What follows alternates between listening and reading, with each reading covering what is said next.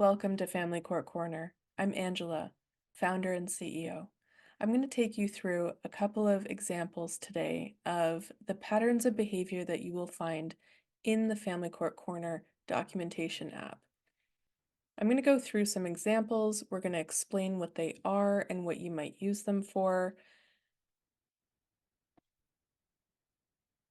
So the app, the patterns of behavior are built out into really two buckets that I talk about all of the time. One is decision making. Okay, these are the patterns that negatively affect your ability to make decisions together with your co-parent.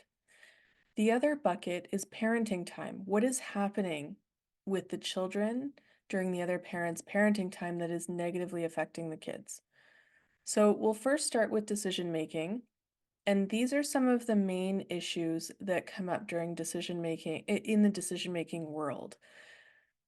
We first have co-parenting issues. Okay, this is a category that's a very general category for decision making conflicts that might come up.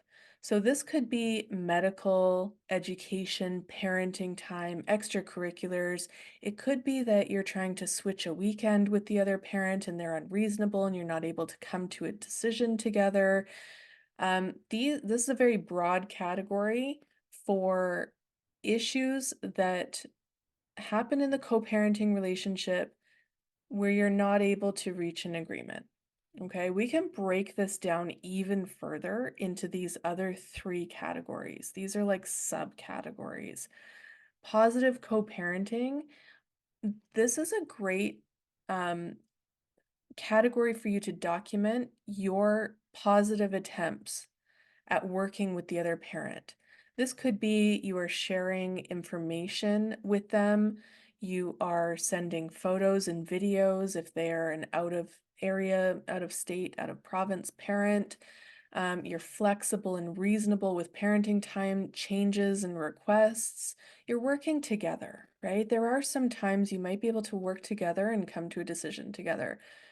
When you categorize that as positive co-parenting and you document that, if there are allegations of alienation or you're inflexible or controlling, this would be a really great category to pull from to say, hey, but look at all of these times I have been reasonable, flexible, and tried to work with the other parent. The next category is communication.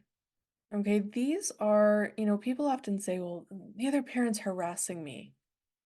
Put it under communication because communication should be child focused. It should be calm and respectful and solution focused. And if it's not that, if it's the opposite of that, that's a communication issue that negatively affects the co-parenting relationship and your ability to make decisions together. And lastly, financial. I don't talk much about financial conflicts here. As you know, if you follow me, you know that I focus mostly on the impact on the children and the co-parenting relationship, but financial does come into play within the decision-making process. So conflicts over child support, alimony, extra expense payments, division of assets, and all of that can be logged under financial. When we move to the parenting time now, remember this is the second bucket. Okay, this is the um these are the issues that are negatively affecting your children during their parenting time. So visit issues is a general category. Remember during decision making, when we were talking about decision making, the general category for that was co-parenting issues. And that encompassed a lot of different things, medical, education, different categories within that general category of co-parenting issues. Visit issues is the general category for parenting time. So when somebody says, well, in the app, you limit us to 3 incidents per day. Yes. If you can't, if your documentation is more than 3 incidents per day, it will become fragmented. So it's really important to consolidate as much as you can. And if you have one incident that is branching across 3 or 4 different categories, choosing one of these general categories like visit issues or co-parenting issues is the way to go. Because then you can, when it's time to prepare for court, you're going to pull a report out of all of the parenting time concerns, and you'll have a broad range of things within that category. So, visit issues could be things like showing up late, returning the kids early, not facilitating extracurriculars during their parenting time, cutting off contact between you and the child during their time.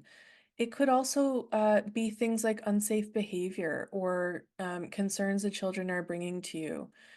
So really, if you have an incident that's spanning more than one category, I would put it under visit issues.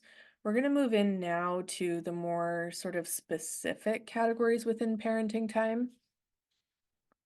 The big one I find is in high conflict cases is the high conflict parent will often involve the child or children in adult conflict. This is where they're talking to the children about court, they're talking to them negatively about you in order to get them on side with them as allies. They're creating conflict in front of the children at exchanges. So this is a form of emotional harm. It's a very specific form of emotional harm. And you would want to, categorize that as involving the children in adult conflict. Emotional harm now is something where the other parent is criticizing the child directly. And that's things like, "Hey kid, you're ugly, you're stupid." That's emotional harm. Child behavior is anything that your children are doing or saying or experiencing. You can put that under child behavior. If you find that your child is regressing or there's self-harm happening or they're saying, "I don't want to go to the other parent's house," and they're starting to sort of pull back from put their foot down, sorry, that's all something to document under child behavior. Phone call issues, a big one in high conflict cases. This is where, the phone calls become a battleground. They become a battleground. I didn't get enough time.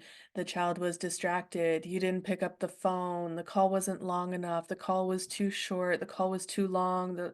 Like just this constant fight over phone calls.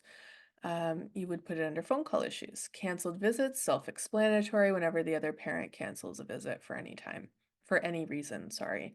And physical harm, self-explanatory when the child comes home hurt. And I'm not just talking about bumps and scrapes that children get. I'm talking about a broken arm, a black eye,